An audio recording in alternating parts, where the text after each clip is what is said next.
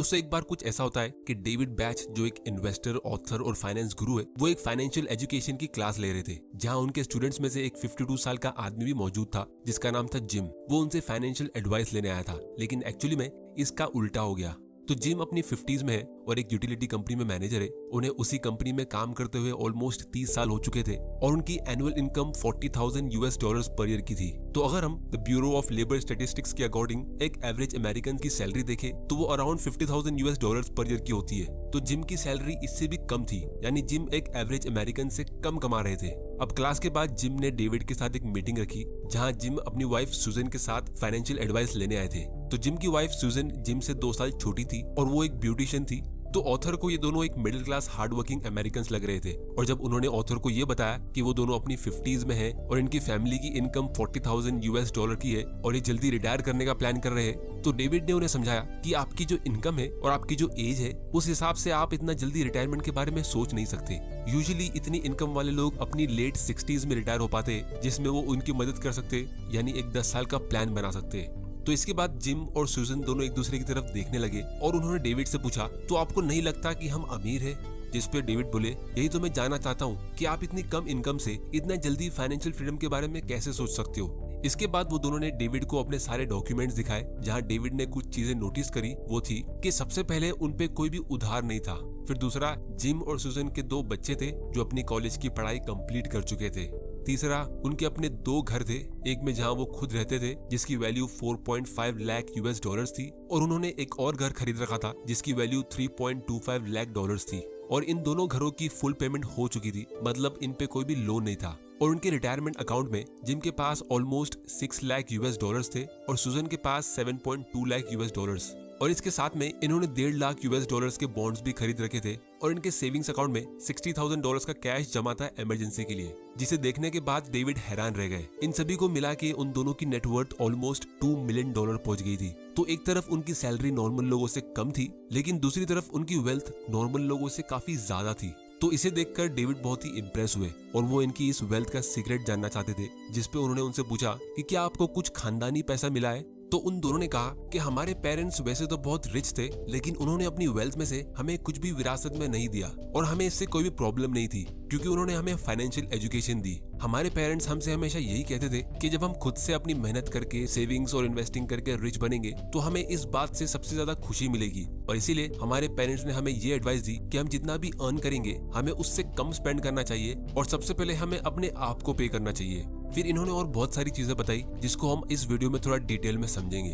तो शुरुआत में वो अपनी इनकम का सिर्फ 5% सेव करते थे, क्योंकि उनकी इनकम बहुत कम थी, लेकिन कुछ भी सेविंग्स नहीं करने के बदले उन्होंने अपनी पहली सैलरी से ही सेव करके इन्वेस्ट करने का प्लान किया।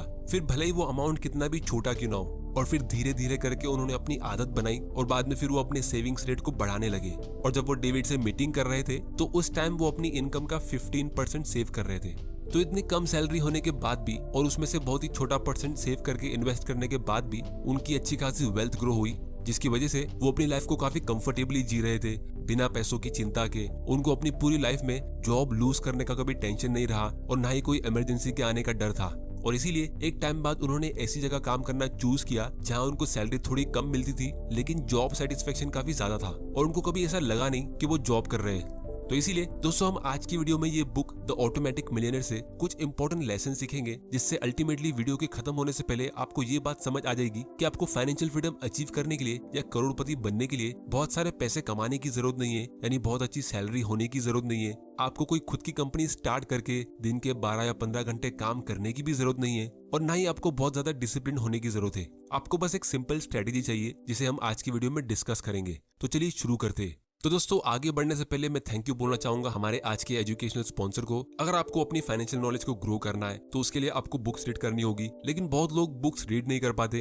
तो आप ऑडियो बुक्स भी सुन सकते हो। जैसे एक प्लेटफॉर्म है कोको FM, ये इंडिया का लीडिंग ऑडियो बुक प्लेटफॉर्म है, जहाँ पे 1000 आवर्स से भी ज्यादा का कंटेंट अवेलेबल है। वेरियस ऑडियो बुक्स जैसे सेल्फ हेल्प, इन्वेस्टिंग, फिक्शन और नॉन फिक्शन बुक्स यहाँ पे अवेलेबल है ऑडियो फॉर्म में। इस ऐप को डाउनलोड करने की लिंक आपको नीचे डिस्क्रिप्शन में मिल जाएगी, आप वहाँ जाके इसे चेक कर सकते हो। इनका ईयरली सब्सक्रिप्शन $399 का होता है, लेकिन अगर आप इन्वेस्ट 50 कूपन कोड यूज करते हो तो आपको 50% डिस्काउंट मिलेगा इनके एनुअल सब्सक्रिप्शन पे, मतलब $199 में। लेकिन ये ऑफर सिर्फ फर्स्ट 250 यूजर्स के लिए वैलिड है।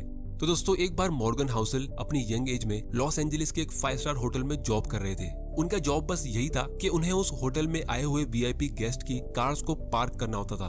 तो उन्हीं की एज का एक लड़का एक बहुत ही एक्सपेंसिव कार पोर्श लेके पार्टीज करके आता था, जो हमेशा लोगों का अटेंशन ग्रैब करता था। लेकिन एक दिन मॉर्गन ने नोटिस किया कि वही लड़का एक पुरानी होंडा कार में आ रहा है और फिर उसके बाद वो पुरानी होंडा कार में ही दिखने लगा। तो मॉर्गन ने उसे पूछा कि उसकी वो लग्जरी कार पोर्श का क्या हुआ। तो उसने बताया कि वो अपनी उस कार का लोन भर नहीं पाया, तो बैंक ने उसकी वो कार बेच दी।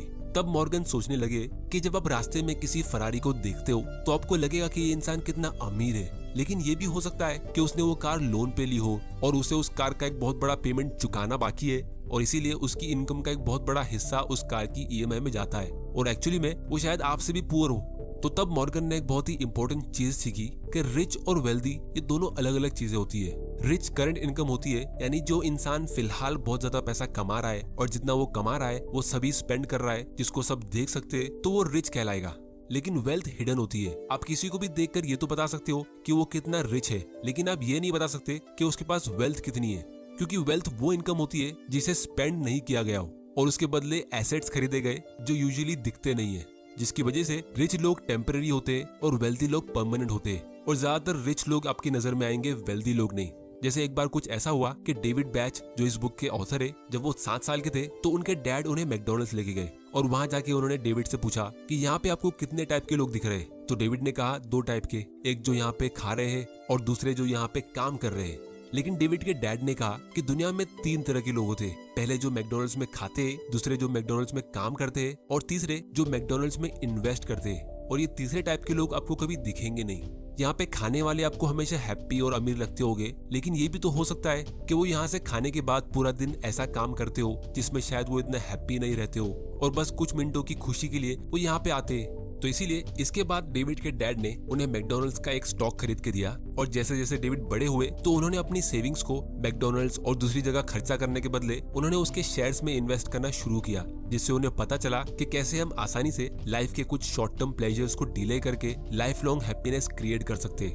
अब दोस्तों बहुत लोगों को इन्वेस्टिंग काफी कॉम्प्लेक्स और डिफिकल्ट लगता होगा, लेकिन आपको टेंशन लेने की जरूरत नहीं है, क्योंकि आपको मैं यहाँ पे एक बहुत ही सिंपल और इफेक्टिव तरीका बताऊंगा जहाँ आप बिना ज्यादा मेहनत करे, बिना ज्यादा फाइनेंस की नॉलेज के साथ और कम से कम सैलरी के साथ भी शुरू कर सकते हो और एक ऑटोमेटिक करोड़पति बन सकते हो।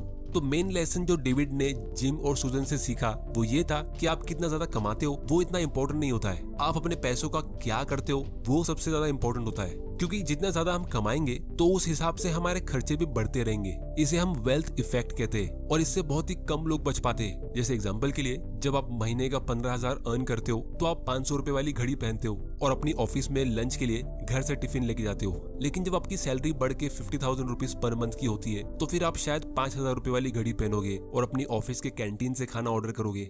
लेकिन जब आपकी सैलरी 1 लाख पर मंथ की हो जाएगी तो फिर आप शायद 25,000 रुपए वाली घड़ी पहनोगे, रोज बाहर से अच्छे होटल से खाना ऑर्डर करोगे, आईफोन्स, ब्रांडेड कपड़े और शायद 1-2 अच्छी कार्स खरीद लोगे। इनफैक्ट बहुत लोगों के पास पैसा आया भी नहीं होता है, वो बस आने वाला होता है और लोग पहले डिसाइड कर लेते हैं कि वो उसको कहाँ खर्चा करेंगे। दोस्तों मुझे अभी भी याद है, जब मैं एक कंपनी में काम कर रहा था तो मेरे एक फ्रेंड को 1.5 लाख रुपीज का एक स्पेशल बोनस मिलने वाला था, लेकिन वो बोनस उसे अगले महीने की सैलरी में मिलने वाला था। लेकिन उसने अपने क्रेडिट कार्ड से 10,000 रुपीज का टोकन पहले ही पे कर दिया था एक नई बाइक खरीदने के लिए, जिसके लिए उसको बाद में 1.5 लाख रुपीज पे करना था जब उसको बाइक डिलीवर हो जाएगी। अब दोस्तों ये तो फिर भी ठीक है कि उसे कैश मिलने वाला था इसलिए उसने खर्चा किया, लेकिन हद तो तब पार होती है जब लोग किसी ऐसी चीज को खरीद लेते जिसकी उनको जरूरत नहीं होती है और ऐसे पैसों से जो उन्होंने कमाए भी नहीं होते और ना ही फ्यूचर में कहीं से वो आने वाले होते। क्योंकि दोस्तों हमारी बेसिक नीड्स बहुत ही कम होती है, लेकिन लोगों के डिजायर्स की लिस्ट काफी लंबी होती है और इसीलिए आजकल लोग ज्यादा कमाने के बाद भी ज्यादा सेविंग्स नहीं कर पा रहे, क्योंकि आज की तारीख में पैसा कमाना इजी हो गया है लेकिन स्पेंडिंग करना उससे और ज्यादा इजी हो गया है। तो इससे बचने का सिर्फ एक ही तरीका है जिसे हम कहते हैं द लाटे फैक्टर। इसको समझने के लिए मिलिए सनी से, जो 28 साल का एक बैचलर है, एक प्राइवेट कंपनी में जॉब करता है। ये रोज सुबह घर से निकलता है और रास्ते में स्टारबक्स से हॉट लाटे ऑर्डर करता है, जो कुछ नहीं बस एक महंगी कॉफी होती है जिसकी कीमत लगभग 200 से 300 रुपए के आसपास होती है। फिर जब वो काम करता है तो वो कभी कभी मैकडॉनल्ड या ऑफिस के कैंटीन से खाना ऑर्डर करता है, जहाँ उसका और 300 से 500 रुपए खर्चा होता है। फिर शाम को घर आते हुए वो बर्गर या पिज्जा डिनर के लिए लेके आता है और फिर शाम में थक हार के घर में आने के बाद वो अपनी टीवी को ऑन करता है और कोक के साथ नेटफ्लिक्स पे अपनी फेवरेट सीरीज को एंजॉय करता है। अब दोस्तों दिखने में ये लाइफ बहुत ही बढ़िया लग रही होगी, लेकिन इसमें एक बहुत बड़ी प्रॉब्लम है। वो ये कि वो ऑन एन एवरेज दिन में कम से कम 500 से 1000 रुपीज तो ऐसे ही खर्चा कर रहा है, जैसे हम अगर मंथली देखें तो 500 रुपीज के हिसाब से ये 15,000 रुपीज होता है, मतलब साल का 1.8 लाख रुपीज। अब उसे इस बात से कोई फर्क नहीं पड़ता क्योंकि वो अपने पेरेंट्स के घर में रहता है, उस पर कोई सेविंग्स करने का प्रेशर नहीं है, रहने के लिए रेंट भी देना नहीं पड़ता है। लेकिन दोस्तों सनी के लिए प्रॉब्लम तब शुरू होगी जब वो धीरे धीरे टाइम के साथ इस लाइफस्टाइल के ट्रैप में फंस जाएगा और धीरे धीरे करके जब उसके एक्सपेंस बढ़ेंगे, जैसे उसकी शादी होगी तो उसकी फैमिली बढ़ जाएगी, फिर उसको अपना एक अलग घर लेना पड़ सकता है और बच्चों के अलग खर्चे होंगे, एक्सेट्रा एक्सेट्रा। तो जब ऐसा होगा तो सनी को मजबूरन अपने अननेसेसरी एक्सपेंसेस कट करने पड़ेंगे। तो लाटे फैक्टर ये कहता है कि आप अपनी लाइफ को एंजॉय कर सकते हो, जैसे अगर आप महीने में एक बार अपनी फैमिली के साथ बाहर खाने जाते हो तो उसमें कोई भी प्रॉब्लम नहीं है। लेकिन जो हमारे दिन के छोटे मोटे खर्चे होते, जो हम कंसिस्टेंटली करते, जो हमारी बेसिक नीड्स या जरूरत में नहीं आते, आपको उन्हीं पे फोकस करना चाहिए और उनमें से कुछ एक्सपेंसेस को कट करना चाहिए और उससे आपको सेव करके इन्वेस्ट करना चाहिए ताकि फ्यूचर में आप जरूरत के टाइम एटलीस्ट बेसिक चीजें अफोर्ड कर पाओगे। क्योंकि दोस्तों हो सकता है कि आपको फ्यूचर में इतना लेट करोड़पति नहीं बनना है, आपको अभी लाइफ को एंजॉय करना है जब आपको लगता है कि आपके पास टाइम और एनर्जी है। और ये सोच में कोई गलत बात नहीं है, आप अपनी 20s में भी अपनी लाइफ को एंजॉय कर सकते हो, लेकिन फिर भी आपको अपनी सैलरी का एटलीस्ट 10% सेव करके इन्वेस्ट करना चाहिए अपने फ्यूचर के लिए, क्योंकि एक तो ये इतना छोटा अमाउंट है कि इसे आप नोटिस भी नहीं करोगे और दूसरा आपको सबसे पहले अपने फ्यूचर के लिए पे करना चाहिए, क्योंकि जब फ्यूचर में आपको अर्जेंट अपनी बेसिक चीजों के लिए जरूरत पड़ेगी, जब हो सकता है कि आपके पास जॉब ना हो या आपको अचानक से कोई सीरियस मेडिकल इमरजेंसी होती है या किसी भी प्रॉब्लम की वजह से आपको कैश की जरूरत पड़ती है, तो आपको किसी और से पैसे मांगने की जरूरत नहीं पड़ेगी, बल्कि आप अपने पास्ट से उधार ले सकते हो और वो उधार आपने पहले ही चुका दिया है अपनी सैलरी का 10% सेव करके। और जैसे जैसे टाइम निकलता रहेगा और अगर आपको फ्यूचर में कैश की जरूरत नहीं पड़ती है तो आपकी वेल्थ ग्रो होती रहेगी और धीरे धीरे करके आपकी लाइफ से एक टेंशन यानी पैसों का टेंशन हमेशा के लिए कम हो जाएगा। लेकिन इसको आपको ऑटोमेटिक बनाना होगा, क्योंकि डेविड कहते हैं कि आप अपनी लाइफ में इस एक रूल को हमेशा याद रखना कि if it requires a lot of discipline it probably won't work. मतलब अगर कोई काम करने के लिए आपको मोटिवेशन या डिसिप्लिन चाहिए तो वो काम में आप सक्सेसफुल होगे नहीं, क्योंकि हम ह्यूमंस का बेसिक नेचर है इंस्टेंट ग्रेटिफिकेशन को चेस करना, यानी हमें शॉर्ट टर्म प्लेजर्स को चेस करना पसंद होता है, न कि लाइफ की लॉन्ग टर्म हैप्पीनेस को। तो किसी एक्शन से आगे जाके कई सालों बाद हमें क्या बेनिफिट मिलने वाला है, उसके लिए काम करने के लिए हमें बहुत ज्यादा एफर्ट और डिसिप्लिन लगता है, क्योंकि उसका मजा हमें शॉर्ट टर्म में मिलता नहीं है। तो जो उसका मोटिवेशन होता है वो कुछ टाइम बाद इंसान लूज कर देता है, क्योंकि कोई भी इंसान साल के हर एक दिन मोटिवेटेड नहीं रह सकता। आज अगर आप फ्यूचर के लिए प्लान कर रहे हो और फाइनेंशियल फ्रीडम के बारे में सोच रहे हो क्योंकि आज आप एक्साइटेड हो, ये वीडियोस देख के आप मोटिवेटेड फील कर रहे हो, बट कल शायद आप ऐसा फील नहीं करोगे और हो सकता है कि आप अपने एक्सपेंसेस कंट्रोल भी ना कर पाओ और अपनी इस फाइनेंशियल फ्रीडम की जर्नी में कहीं गुम हो जाओ। यही प्रॉब्लम जिम और सुजन के साथ भी हुई थी। उनको अपने पैसे सेव करने में बहुत ज्यादा डिसिप्लिन और एफर्ट लग रहा था, जिसमें वो बार बार फेल हो रहे थे। इसीलिए उन्होंने डिसाइड किया कि उन्हें कुछ अलग करना होगा।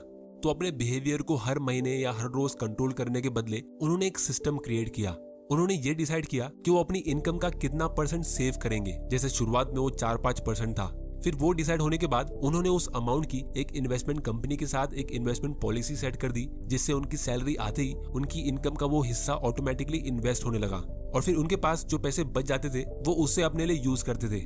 यानी टेक्निकली अगर देखा जाए तो उनके पास वो पैसे होते ही नहीं थे जिससे वो इस प्रॉब्लम में रहे कि इस पैसे को सेव करे या खर्च कर दे। वो ऑटोमेटिकली इन्वेस्ट हो चुके होते थे और फिर उनको अपने डिसिप्लिन या विल पावर के भरोसे रहने की जरूरत नहीं पड़ी। और फिर कुछ सालों बाद वो भूल भी गए थे कि उन्होंने ऐसा कोई इन्वेस्टमेंट प्लान सेट कर रखा है, जबकि एक्चुअली में बिहाइंड द सीन्स उनकी वेल्थ ऑटोमेटिकली ग्रो हो रही थी। तो इंडिया में इसे हम सिंपल लैंग्वेज में SIP कहते हैं, यानी सिस्टमैटिक इन्वेस्टमेंट प्लान, जहां ऑटोमेटिकली आपके अकाउंट से पैसे ट्रांसफर होके इन्वेस्ट हो जाते हैं। ये सुनने में बिल्कुल EMI जैसा लगता है, लेकिन यहाँ पे आप इन्हें कभी भी स्टॉप कर सकते हो। तो यहाँ पे फाइनेंशियल फ्रीडम अचीव करने के लिए आपको अपनी हर एक डिजायर को खत्म करने की जरूरत नहीं है। आपको बस अपने पिछले महीने का या पिछले 1 साल का एक्सपेंसेस का रिकॉर्ड चेक करना है और ये देखना है कि कितने रुपए आपने लग्जरी में या अननेसेसरी जगह स्पेंड किए। और फिर बस आपको उन एक्स्ट्रा एक्सपेंसेस जो आपकी बेसिक नीड्स नहीं होते उनमें से किसी को कट करना है और अपने फ्यूचर के लिए इन्वेस्ट करना है। जैसे मान लो आपने last year 10 lakh rupees earn किया और किसी वजह से आप उसमें से कुछ भी सेव नहीं कर पाए, लेकिन आपने उसमें से 1 लाख रुपया लग्जरी और अननेसेसरी जगह पे स्पेंड किया, तो अब आप ये कर सकते हो कि आप 3000 रुपीज की मंथली SIP सेट कर सकते हो जिस दिन आपको सैलरी मिलती है उस दिन के लिए, ताकि आपकी सैलरी आते ही वो फंड इन्वेस्ट हो जाएगा और फिर बाकी अमाउंट को आप अपने यूज में ले सकते हो।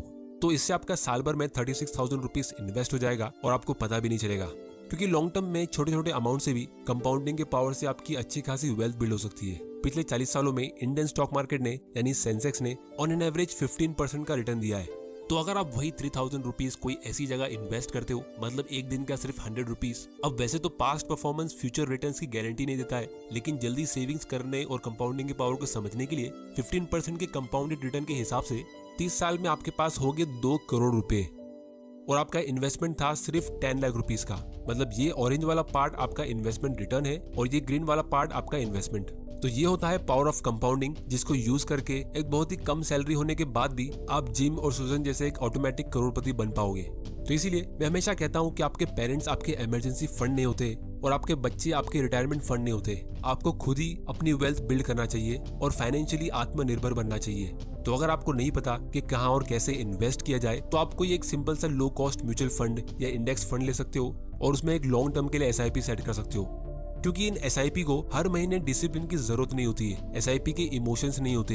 ये SIP ग्रीड और फियर के विक्टिम नहीं होते। तो जब मार्केट नीचे जाता है और जब आपको ज्यादा इन्वेस्ट करना चाहिए, जैसे अभी फिलहाल इंडियन मार्केट में स्लो डाउन चल रहा है और लोगों को ज्यादा इन्वेस्ट करना चाहिए, तो ऐसे टाइम पे लोग इन्वेस्ट करते नहीं है। कुछ लोग मार्केट की रिकवरी का वेट करते और कुछ लोग मार्केट के और गिरने का, और जब एक्चुअली में कुछ होता है तो भी कोई इन्वेस्ट करता नहीं है। तो ये SIP हमेशा काम करता रहेगा और आपकी फाइनेंशियल फ्रीडम की जर्नी में धीरे धीरे करके आपको एक कदम आगे बढ़ाते जाएगा।